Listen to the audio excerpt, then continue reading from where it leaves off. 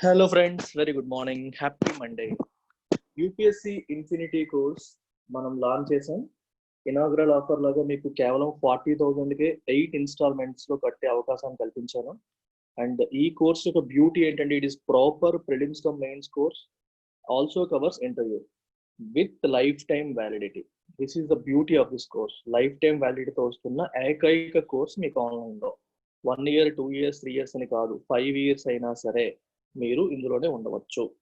You don't need to go to any other place. And daily mains answer writing ఇది start చేసాం already. ప్రతిరోజు ఒక topic ఇవ్వబడుతుంది, దానిపైన మీరు ఆన్సర్ రైటింగ్ చేస్తారు. దాంట్లో మనం కరెక్షన్ చేసి రెస్పెక్టివ్ ఫ్యాకల్టీ మీకు వాళ్ళ ఇన్పుట్స్ ఇవ్వడం అనేది జరుగుతుంది. అంటే day 1 నుంచి కూడా ఆన్సర్ రైటింగ్ ప్రాక్టీస్ అనేది జరుగుతుంది. తర్వాత ఏపీపీఎస్సి మరియు టీఎస్పీఎస్సి యాడ్ ఆన్, ఇది చాలా యూస్ఫుల్ ఫీచర్ అండి. ఎందుకంటే చాలా మంది UPSC aspirants group 1 respective state group 1 కూడా రాస్తారు. సో మన తెలుగు స్టేట్స్ లో ఏపీపీఎస్సి టీఎస్పీఎస్సి రాసే వాళ్ళకి మళ్ళీ వాటికి ఉన్న ఎక్స్ట్రా సిలబస్ కోసం ఇంకొక చోటకి వెళ్ళాల్సిన అవసరం లేకుండా ఇదే కోర్సులో దాన్ని బండిల్ చేశాను. సో నాకు కూడా ఎక్కువగా శ్రమ ఏమి ఉండదు. Only TS history, TS economy, అలాగే AP history, AP economy, AP geography ఇవి కవర్ చేస్తే సరిపోతుంది. సో కాబట్టి ఇది నాకు అడిషనల్ బర్డెన్ ఏమీ కాదు. అండ్ యూపీఎస్సీ ఆస్పిరెంట్స్ ప్యారలల్ గా గ్రూప్స్ రాయమని నేను ఎంకరేజ్ చేస్తాను. ఎస్పెషల్లీ గ్రూప్ 1 రాయమని ఎంకరేజ్ చేస్తున్నాము. సో ఇది కూడా ఇందులో క్లబ్ చేశాం. సిమిలర్ గా చాలా మంది bank and SSC CGL exams రాస్తూ ఉంటారు. సీసాట్ కోసం వేరేగా ప్రిపేర్ అవ్వక్కర్లేదు. ఈ రెండు ప్రిపేర్ అయితే ఆటోమేటిక్ గా సీసాట్ అనేది చాలా ఈజీగా మనం క్రాక్ చేసేయచ్చు. సో సీసాట్ కోసం చదవాలన్నా లేదంటే ప్యారలల్ గా ఎలాగో ప్రిపేర్ అవుతాం కాబట్టి ఇలాంటి ఎగ్జామ్స్ రాద్దాం అనుకున్నా సరే దాన్ని కూడా ఇందులో బండిల్ చేస్తాం. సో ఇది కూడా మనకు ఆల్రెడీ కోర్స్ ఉంది. ఆ కోర్స్ ఫ్రీ యాక్సెస్ ఇస్తున్నాం యూపీఎస్సీ యాక్సెస్ అందరికీ కూడా. సో 40,000 ఫీజుకి 8 ఇన్స్టాల్మెంట్స్ లో 5,000 per month పే చేసే అవకాశం ఇచ్చారు. అయితే ఈ అవకాశం అనేది 31st July వరకు మాత్రమే. 31st July వరకు మాత్రమే. August 1st నుంచి 50,000 అయిపోతుంది ఫీజు. August 1st నుంచి. అందుకని ఎవరైనా యూపీఎస్సీ ఆస్పిరెంట్స్ ఉంటే సో ఈ మంత్ లో జాయిన్ అయితే you will get this opportunity. 1st of August నుంచి 50,000 అవుతుంది. This is my contact number, you can call me and talk to me about this. ఇందులో నేను ఆప్షనల్ ఇంక్లూడ్ చేయలేదు, పబ్లిక్ అడ్మినిస్ట్రేషన్ ఆప్షనల్ కూడా introduce చేస్తున్నాము. So I will take some more time to introduce it. దాని fee వివరాలు కూడా తర్వాత చెప్తాను. సో ఫీజు అనేది జనరల్ గా మీరు మార్కెట్ లో చూసే దానికంటే 1/3 ఉంటుంది. 1/3 కానీ 1/2 కానీ తక్కువే ఉంటుంది. అదైతే నేను క్లియర్ గా చెప్పగలను.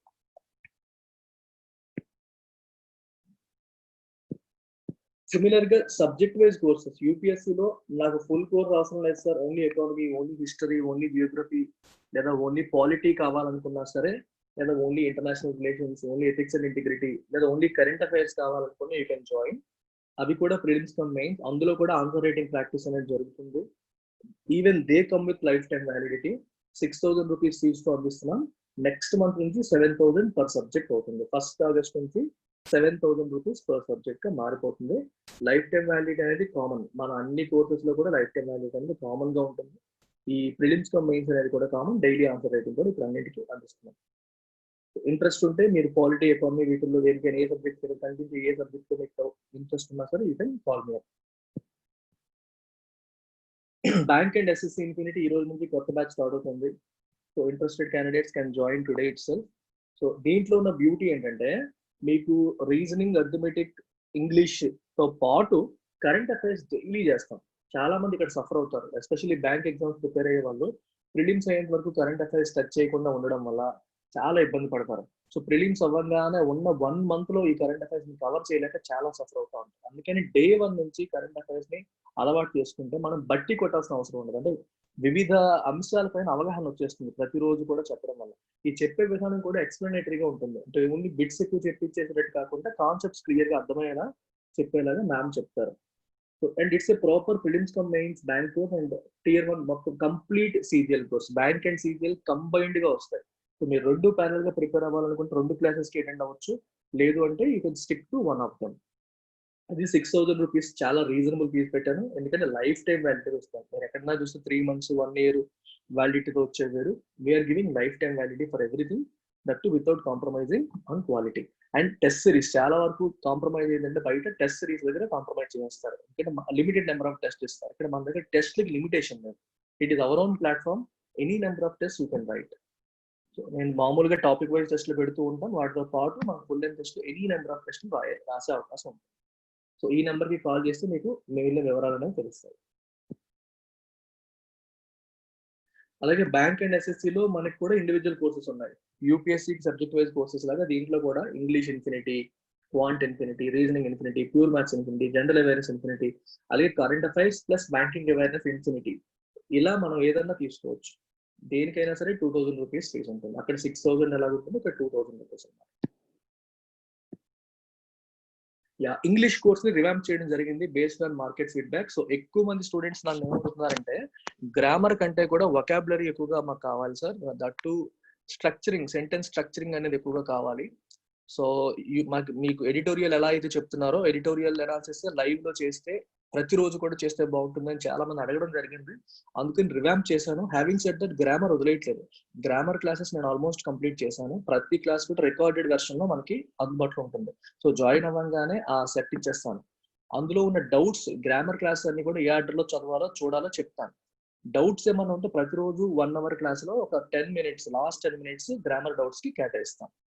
అలాగే మన వొకాబులరీ, మనకి ఎడిటోరియల్ చెప్పేటప్పుడే ఎడిటోరియల్లో ఉన్న వొకాబులరీతో పాటు అందులో ఉన్న గ్రామర్ ని కూడా టచ్ చేస్తాం. అంటే వాళ్ళ సెంటెన్సెస్ ఎలా ఫ్రేమ్ చేశారు, ఏ గ్రామర్ పాయింట్ వాడారు అనే విషయాన్ని కూడా ఎడిటోరియల్ ద్వారానే నేర్పిస్తాం. సో ఏమవుతుందంటే మీకు ట్యూస్డే నుంచి సాటర్డే వరకు ప్రతిరోజు 5 days ఎడిటోరియల్ ద్వారా గ్రామర్ మరియు వొకాబులరీ రెండు నేర్చుకుంటాం. ఎక్కువగా ఫోకస్ వొకాబులరీ పైన ఉంటుంది. దానికి సెంటెన్స్ కన్స్ట్రక్షన్స్ ఎలా జరుగుతున్నాయి అనేది గ్రామర్ తెలిస్తేనే తెలుస్తుంది. సో ఆ గ్రామటికల్ ఆస్పెక్ట్స్ కూడా నేను టచ్ చేయడం అనేది జరుగుతుంది. కంప్లీట్ గా ఇంకా మనం ఎడిటోరియల్ ద్వారానే ఎక్కువగా నేర్చుకోవడం అనేది జరుగుతుంది. ప్రతి సండే బ్యాంక్ ఎగ్జామ్స్ ప్రిపేర్ అయ్యే వాళ్ళకి, మన సీజీఎల్ ప్రిపేర్ అయ్యే వాళ్ళకి కానీ మాక్ టెస్ట్ పెట్టడం జరుగుతుంది. ఆ మండే రోజు ఆ మాక్ టెస్ట్ ఎక్స్ప్లెనేషన్ చేస్తాను. ఇందులో మీకు డిఫరెంట్ కాంపిటేటివ్ ఎగ్జామ్స్ వచ్చే మోడల్స్ అనేవి కవర్ అవుతాయి. మనకి పారాజంబుల్స్ అనుకోండి, లేకపోతే ఈ ఇట్లాంటివన్నీ కూడా మనకి క్లోజ్ టెస్ట్, ఇట్లాంటివన్నీ కూడా ఈ మాక్ టెస్ట్ ఎక్స్ప్లెనేషన్ మీకు కవర్ చేయడం జరుగుతుంది. దానికి అవసరమైన ఫౌండేషన్ అనేది ఎడిటోరియల్ ద్వారా మనకు స్ట్రాంగ్ గా వచ్చేస్తుంది. సో ఈ కోర్స్ అనేది universal course, any one can join. Just English improve చేసుకుందాం అనుకునే వాళ్ళతో సహా ఎవరైనా జాయిన్ అవ్వగలిగే కోర్స్ అది. Again life time validity course, 2000 rupees fee. This is the number you should call upon. That's it. You should call, not call upon. Trial classes. So ఎవరైనా సరే UPSC కానీ బ్యాంక్ అండ్ ఎస్ఎస్సీ కానీ classes live లో వినాలి అనుకుంటే ఈ format follow అయిపోండి. ఈ నెంబర్ కి మీ పేరు మరియు ఏ కోర్స్ మీరు ఇంట్రెస్టెడ్ అనేది ఈ ఫార్మాట్ లో మీరు బ్యాంక్ అండ్ ఎస్ఎస్సీ ఇన్ఫినిటీయా, ఇంగ్లీష్ ఇన్ఫినిటీయా, లేదంటే మన యూపీఎస్సీ ఇన్ఫినిటీ అని మెన్షన్ చేసి ఈ నెంబర్ కి వాట్సాప్ చేయండి. మేడం యాడ్ చేస్తారు మిమ్మల్ని. సో సీరియస్ ఆస్పిరెంట్స్ మాత్రమే, టైం పాస్ కోసం అయితే వద్దు ప్లీజ్. చాలా మంది ట్రయల్ లోకి వచ్చి క్లాసెస్ వినట్లేదు, లైవ్ క్లాసెస్ వినట్లేదు. మీరు జాయిన్ అవ్వాలా లేదా డైలమాలో ఉన్న వాళ్ళు, ఒకసారి వినాలి అనుకునే వాళ్ళు మాత్రమే రండి. టైం పాస్ అయితే please don't come. So videos మన ఛానల్ అందిస్తున్న వీడియోస్ ఎస్పెషల్లీ ఎడిటోరియల్ నచ్చితే లైక్ చేయండి and share it with your friends and subscribe to my channel. Thank you very much.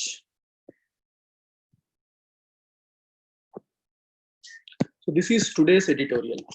It says policy retreat. Retreat అంటే going back. ఏదైనా విషయాన్ని వెనక్కి వెళ్ళడం, withdraw చేసుకోవడం, వెనక్కి వెళ్ళడం. పాలసీ రిట్రీట్ అంటే గవర్నమెంట్ ఏదైనా ఒక పాలసీని ఇంట్రడ్యూస్ చేసి మళ్ళీ దాన్ని వెనక్కి తీసుకుంటే దాన్ని రిట్రీట్ అంటాం. You're going back or you're withdrawing your policy. So ఇది దేనికి సంబంధించి మాట్లాడుతున్నారు? ట్రంప్, యుఎస్ కి సంబంధించింది. Trump must deliver on jobs and not engage in rhetoric on visas to stay in office. Rhetoric అంటే స్పీచ్, మంచి మంచి పదాలతో ఇన్ఫ్లుయెన్షియల్ స్పీచ్ ని రెటారిక్ అంటారు. సో ట్రంప్ ఏమో జాబ్స్ విషయంలో, అంటే అక్కడ అన్ఎంప్లాయ్మెంట్ బాగా పెరిగిపోతుంది యుఎస్ లో, ఎందుకంటే COVID-19 ఇండ్యూస్డ్ లాక్డౌన్ వల్ల చాలా జాబ్స్ పోయాయి, అన్ఎంప్లాయ్మెంట్ అనేది బాగా పెరిగిపోతుంది. సో జాబ్స్ అక్కడ వాళ్ళకి వచ్చేలాగా, ఎకానమీ సర్జ్ అయ్యేలా, ఎకానమీ మళ్ళీ బోల్స్టర్ అయ్యేలాగా ఆయన యాక్షన్స్ తీసుకోవాలి. అంతేగాని not engaging rhetoric on visas. ఈ వీసాస్ అంటే మనకి బయట కంట్రీ వాళ్ళ వల్ల మనకి ఉద్యోగ అవకాశాలు తగ్గిపోతున్నాయి, బయట స్టూడెంట్స్ వల్ల మనం నష్టపోతున్నాం అని రెచ్చగొడుతూ యుఎస్ వాళ్ళని అలాంటి స్పీచెస్ ఇస్తూ ఆఫీస్ లో ఉండడానికంటే పదవిలో కొనసాగడానికి ప్రయత్నం చేస్తున్నారు. అది మంచిది కాదు. He has to deliver. Jobs విషయంలో, నిరుద్యోగం విషయంలో సరిగ్గా యాక్షన్ తీసుకోవాలి. Market forces and common sense appear to triumph over narrow-minded economic protectionism in the US on student visas. Student visas విషయంలో యుఎస్ వాళ్ళు ఒక ఫెడరల్ ఇమిగ్రేషన్ పాలసీ వాళ్ళు ఒక రెస్ట్రిక్షన్ పెట్టారు. అంటే ఆన్లైన్ క్లాసులు ఎవరైతే అటెండ్ అవుతారో వాళ్ళకి ఇంకా వీసాస్ ఇవ్వము, మీరు ఎక్కడన్నా అటెండ్ అవ్వచ్చు అన్న సెన్స్ లో రెస్ట్రిక్షన్ పెట్టడం అనేది జరిగింది. సో దానికి యూనివర్సిటీస్, యుఎస్ లోని యూనివర్సిటీస్ అన్ని కోర్టుకి వెళ్ళడం జరిగింది. సో లీగల్ గా వాళ్ళు గెలిచారు. సో ఫెడరల్ ఇమిగ్రేషన్ పాలసీ ఓడిపోయింది. అందుకని పాలసీ రిట్రీట్ దాన్ని వెనక్కి తీసుకోవడం జరిగింది అనమాట. అందుకే common sense appear to triumph over అంటే విజయం సాధించడం, గెలుపొందడం దేనిపైన, over narrow minded economic protectionism. Economic protectionism అంటే అర్థం ఏంటి అంటే మన దేశం యొక్క ఎకానమీని కాపాడడం కోసం ఎదుటి వాళ్ళ, ఫర్ ఎగ్జాంపుల్ మన దేశీయ ఇండస్ట్రీస్ ని నిలబెట్టడం కోసం, మీరు బెస్ట్ ఎగ్జాంపుల్ చెప్తాను, స్టీల్ తీసుకోండి. ఒక అమెరికా ఉంది, అమెరికాలో కూడా స్టీల్ ఇండస్ట్రీస్ ఉంటాయి, చైనా నుంచి కూడా స్టీల్ ఇంపోర్ట్ అవుతుంది యుఎస్ కి. సో అమెరికన్ స్టీల్ ఇండస్ట్రీస్ ని కాపాడడం కోసం చైనీస్ స్టీల్ ఇంపోర్ట్స్ మీద కర్బ్స్ విధించారు అనుకోండి, అంటే ఇంపోర్ట్ డ్యూటీస్ ఎక్కువగా వేయడం కానీ పూర్తిగా నియంత్రించేశారు అనుకోండి, ఇవి రానివ్వకుండా, then it is called protectionism. అంటే ఇంపోర్ట్స్ మీద రెస్ట్రిక్షన్స్ పెట్టడం, బార్ చేయడం, రానివ్వకుండా ఆపడం, లేకపోతే ఎక్కువ టారిఫ్స్ వేయడం. టారిఫ్ అంటే ఇంపోర్ట్ డ్యూటీ అంటారు చూడండి, అంటే additional.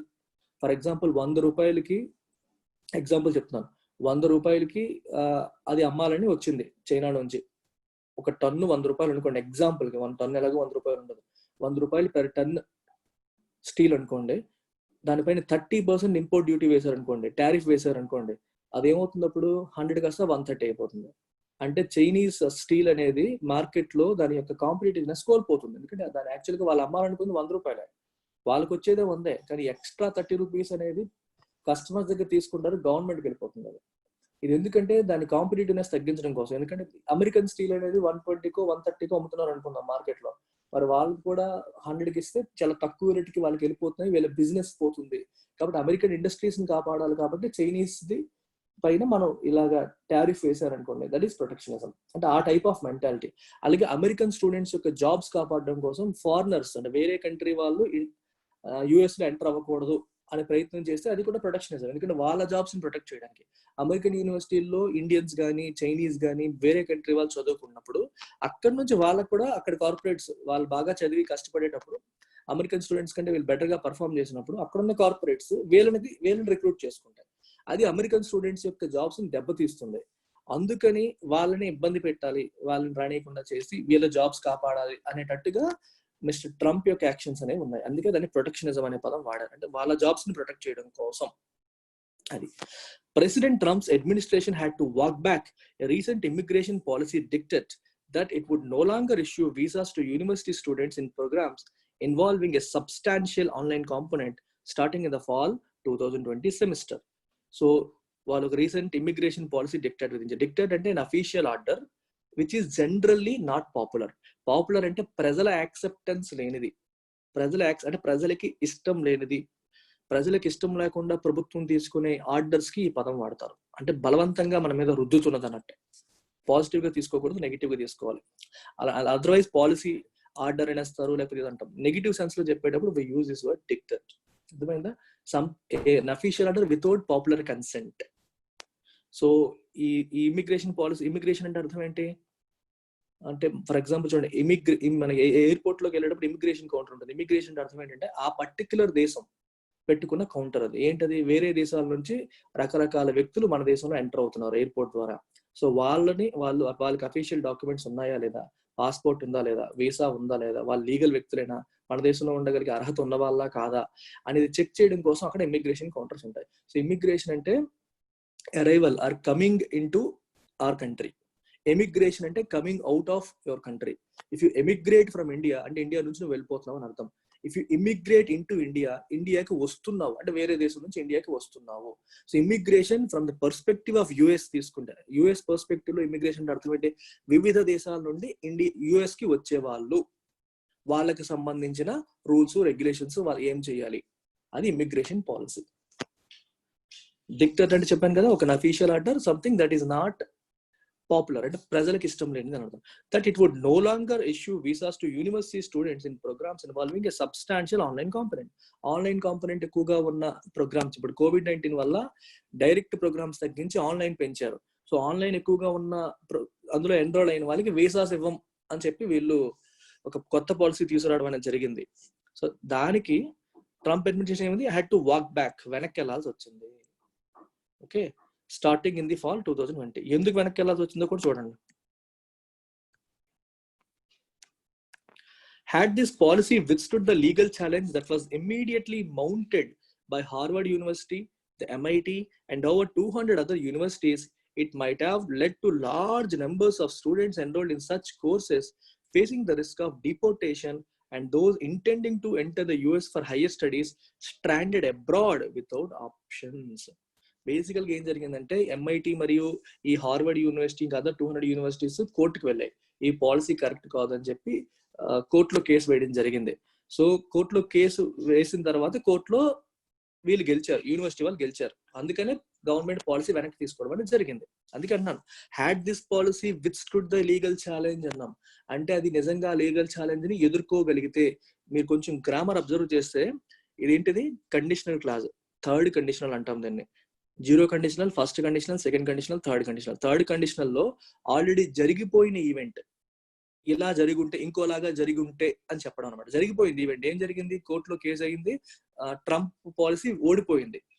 So had this policy withstood the legal challenge అని అర్థం ఏంటి, ఒకవేళ గెలిచి ఉంటే, ట్రంప్ పాలసీ గెలిచి ఉంటే అని అంటున్నారు. జరిగిపోయింది, ఇప్పుడు మార్చలేం, కానీ ఇలా గెలిచి ఉంటే అని చెప్తున్నారు. అప్పుడు ఏమవుతుంది, that was immediately mounted by this, it might have led to large numbers of students enrolled in such courses facing the risk of deportation. దానివల్ల ఏమవుతుంది, ఆల్రెడీ ఎన్రోల్ అయ్యి యుఎస్ లో ఉన్న చాలా మంది స్టూడెంట్స్ కి ఏమవుతుంది, డిపోర్టేషన్. అంటే they would have been sent out of the US. ఎందుకంటే వాళ్ళ వీసాస్ వ్యాలిడ్ అవ్వకుండా అయిపోవచ్చు, రెన్యువల్ ఇవ్వరు, ఎక్స్పైర్ అయిన వాళ్ళకి రెన్యువల్ ఇవ్వరు, ఎందుకంటే మరి ఆ వీసా ఇవ్వమని చెప్తున్నారు కాబట్టి. అప్పుడు ఏమవుతుంది, డిపోర్ట్ చేస్తారు. డిపోర్ట్ అంటే to send someone out of country నుంచి బయటికి పంపించేయడం అనమాట. ఆ పరిస్థితి వచ్చేది. And those intending to enter the US, ఇంక యుఎస్ రావాలనుకునే వాళ్ళందరూ కూడా స్ట్రాండెడ్ అబ్రాడ్, బయట దేశాల్లోనే చిక్కుకుపోయి ఉండిపోయే వాళ్ళు. ఎందుకంటే వచ్చే అవకాశం ఉంటుంది, వీసా రాదు, వితౌట్ ఆప్షన్స్, వేరే ఆప్షన్స్ లేకుండా బయట దేశాల్లోనే స్ట్రాండ్ అయిపోవడం, చిక్కుకుపోవడం, ఉండిపోవడం, రాలేకపోవడం, కదలలేకపోవడం. స్ట్రాండ్ అంటే without an option to move, movement లేకుండా ఒక దగ్గర చిక్కుకుపోవడాన్ని స్ట్రాండెడ్ అంటాం.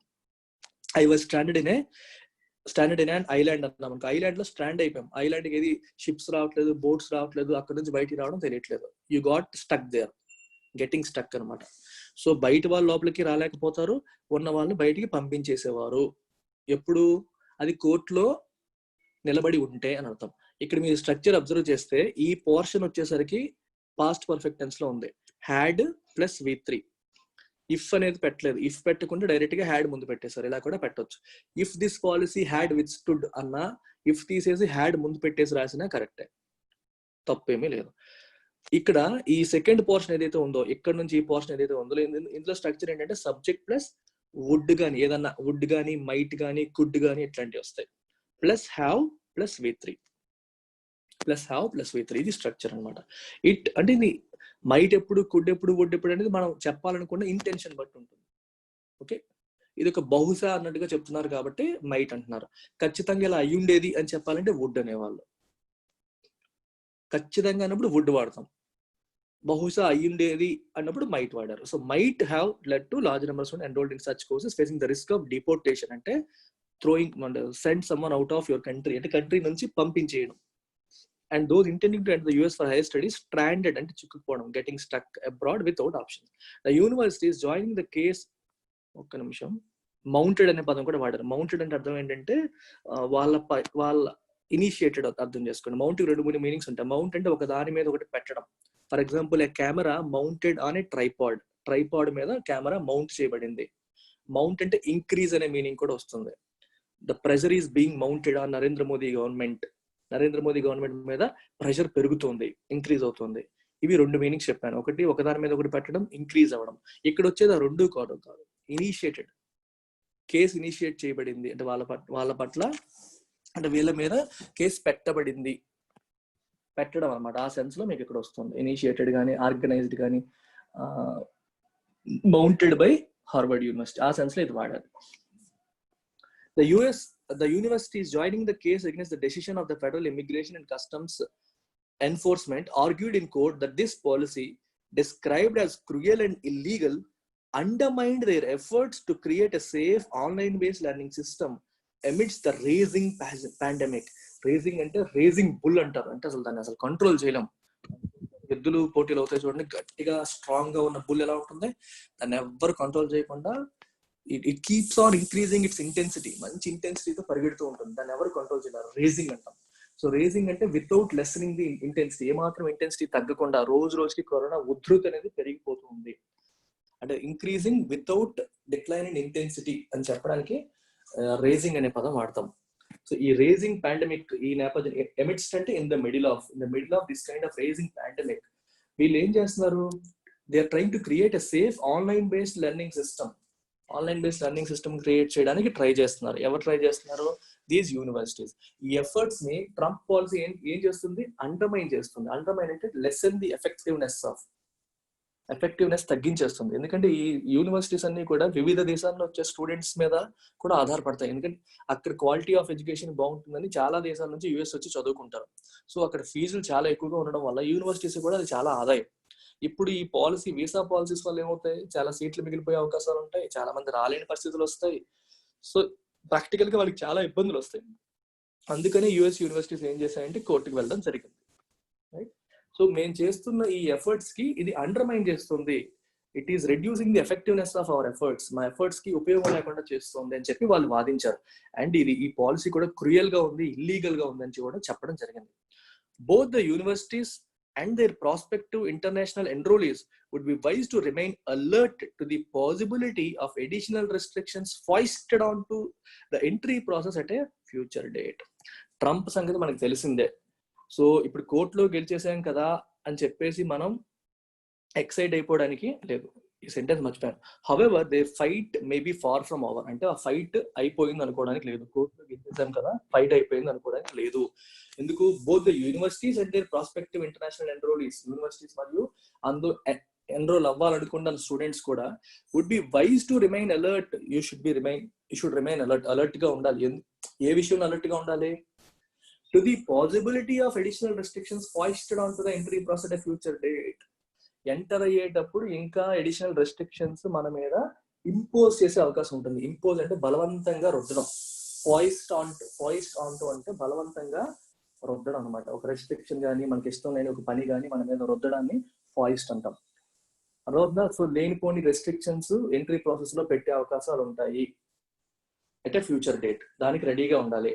Already, the administration has clarified that newly enrolling international students, possibly up to 2 lakh across the US, will be barred from taking purely online courses while living in the country. Administration already clear గా చెప్పేసింది ఏమని, international students possibly up to 2 lakh across the US will be barred. Barred అంటే ఏంటి అర్థం, stopped. Bar చేయడం అంటే stop చేయడం.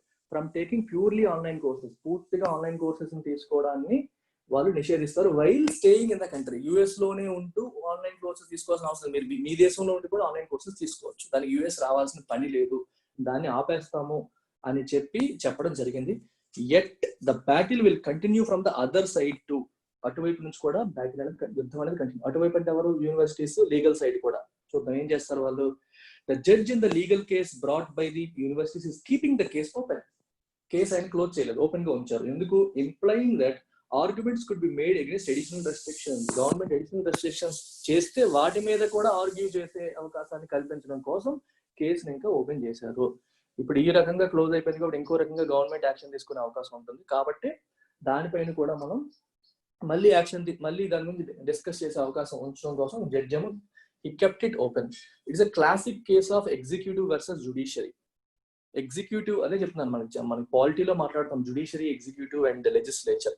ఎప్పుడైనా సరే ఒక ఆర్గన్, ఎస్పెషల్లీ ఎగ్జిక్యూటివ్ అంటే ప్రభుత్వ యంత్రాంగం అనేది చట్టాన్ని, అంటే తనకున్న పవర్స్ ని మిస్యూజ్ చేయడం కానీ, అబ్యూజ్ చేయడం కానీ చేసి ప్రజల హక్కులను కానీ, సంస్థల యొక్క హక్కులను కానీ, వాళ్ళ ప్రయోజనాలు కానీ దెబ్బతీసే విధంగా ప్రవర్తించినప్పుడు రాజ్యాంగం, అమెరికన్ కాన్స్టిట్యూషన్ అక్కడ వాళ్ళకి ఇచ్చే ప్రొటెక్షనే ఇక్కడ జుడిషియరీ.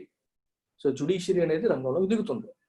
సో ఆ ప్రభుత్వం తీసుకున్న చర్యని కొట్టివేసే అధికారాలు జుడిషియరీకి ఉంటాయి. సో అందుకని ఇక్కడ మళ్ళీ అది ఓపెన్ గా ఉంచారు.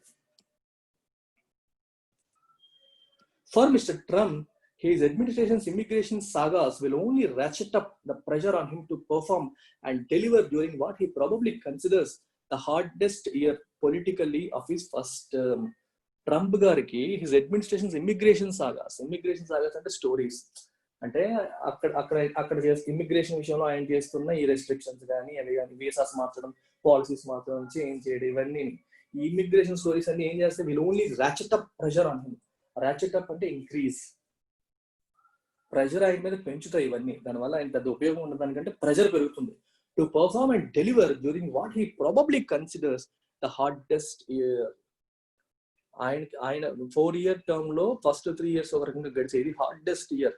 అతను ఒక్కరికే కాదు, ప్రపంచంలోని అన్ని దేశాల నాయకులకు కూడా ఇది చాలా కష్టమైన సంవత్సరం.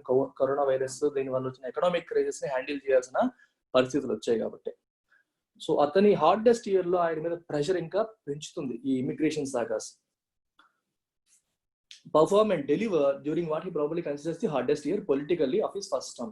On the other hand, he is facing a sharp legal backlash in the realm of immigration policy, not only in the case of students taking online courses, but also on his ban on the issuance of H-1B visas for skilled workers and several other worker visas. ఈ H-1B visas విషయంలో కూడా ఆయన చాలా actions ఈ మధ్యన తీసుకోవడం జరిగింది. అందులో కూడా ఆయన చాలా బ్యాక్లాష్ అండ్ క్రిటిసిజం ఎదుర్కొంటున్నారు. లీగల్ గాను అన్ని వైపుల నుంచి ఆయన ఫైట్ బ్యాక్ ఎదుర్కోవడం అనేది జరుగుతుంది. సో ఆల్రెడీ ఇది ఆయన ఫేస్ చేస్తున్నారు. ఇన్ ద రియల్ అంటే అర్థం అంటే in the spear of activity.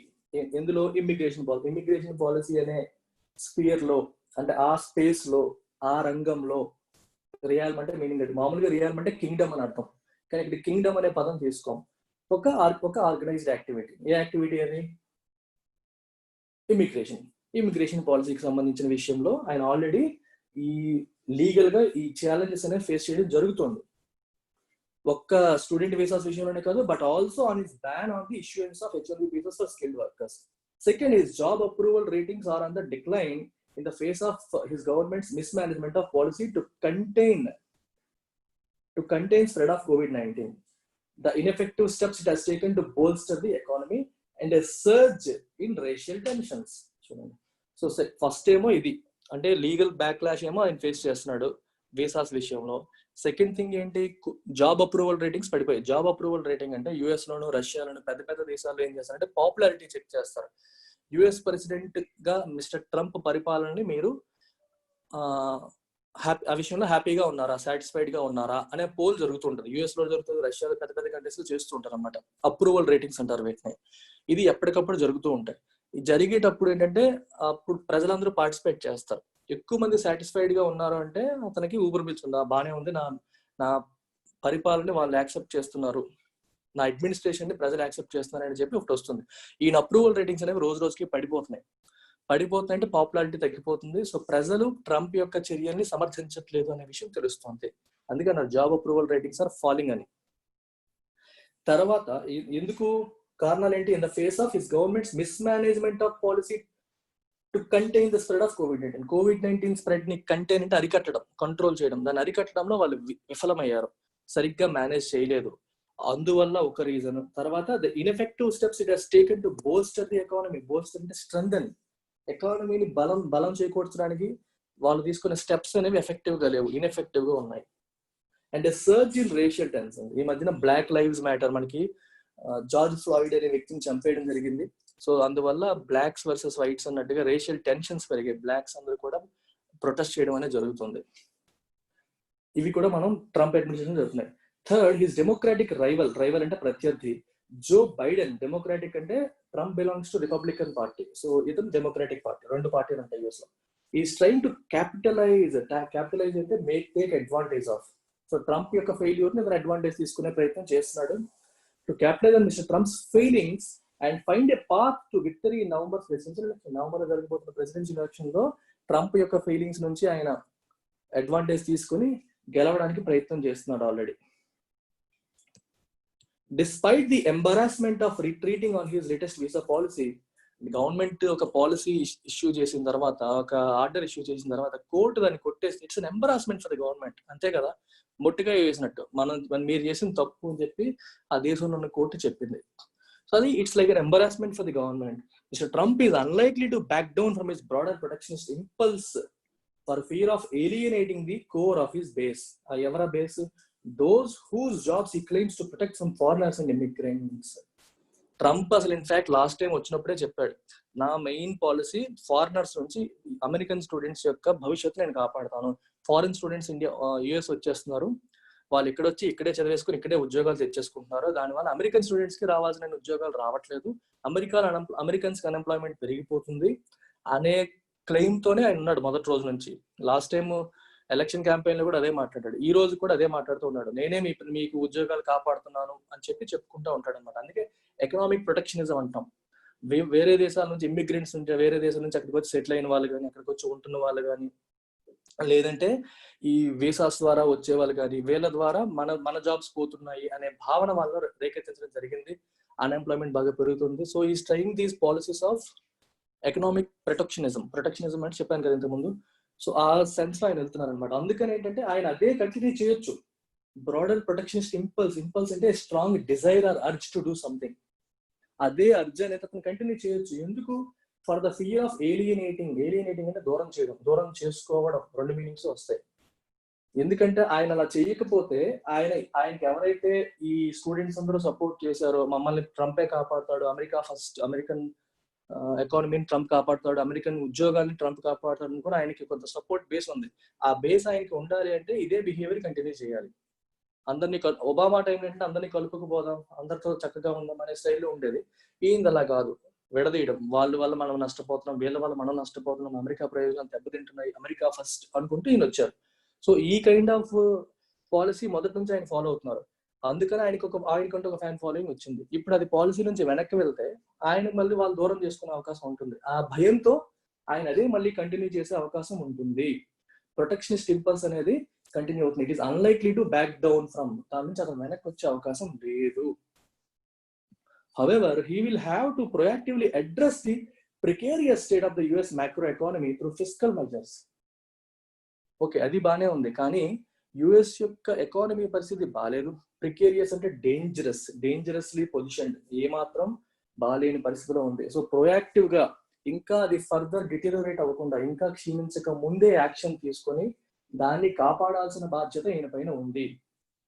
Right, through fiscal measures. Fiscal అంటే government financial measures, reserve bank చేసిన పనులతో కాదు. అంటే అక్కడ మానిటరీ పాలసీ, ఫిస్కల్ పాలసీ అంటాం. రిజర్వ్ బ్యాంక్, సెంట్రల్ బ్యాంక్ తీసుకునే యాక్షన్స్ అన్ని కూడా మానిటరీ మెజర్స్. గవర్నమెంట్ తీసుకునే యాక్షన్స్ ఫిస్కల్ మెజర్స్. అంటే గవర్నమెంట్ అక్కడ ఫండ్స్ రిలీజ్ చేయడం, ఇన్ఫ్రాస్ట్రక్చర్ బిల్డ్ చేయడం కానీ, what ever they can do, while also providing succor to tens of millions of workers who have lost their livelihoods through the crisis.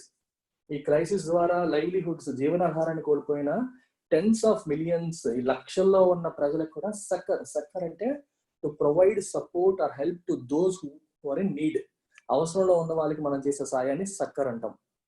SUCCOUR, sucker. Right, అది కూడా చేయాలి parallel గా. That's about it guys.